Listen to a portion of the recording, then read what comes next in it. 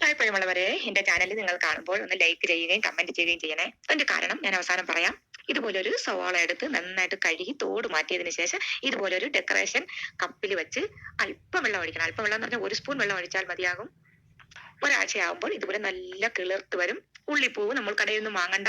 ഇതുപോലെ 2-3 മേശപ്പുറത്ത് ഡെക്കറേഷൻ ചെയ്ത് വെച്ചാൽ മതി. മേശപ്പുറത്ത് നല്ല ഭംഗിയും.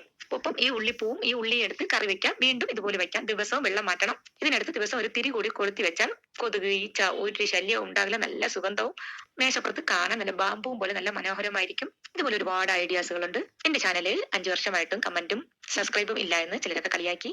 നമുക്ക് കിട്ടിയ അറിവ് മറ്റുള്ളവർക്ക് പകർന്നു കൊടുക്കുക, അതാണ് യൂട്യൂബിന്റെ ലക്ഷ്യം. എന്നാൽ നിങ്ങൾ കമന്റ് സബ്സ്ക്രൈബ് ചെയ്യുകയാണെങ്കിൽ ഒരുപാട് പേരിൽ എത്തിക്കും. അത് മുഖേന എനിക്ക് ഒരുപാട് പേരെ സഹായിക്കാനും പറ്റും. എനിക്കറിയാവുന്ന യത്തീമുകളും അനാഥരും വിധവകളും പേരുണ്ട്. അവരിൽ ചിലർ മാത്രമാണ് എന്റെ ചാനൽ കാണുന്നത്. അപ്പോൾ മറക്കാതെ കമന്റ് ചെയ്യുമല്ലോ.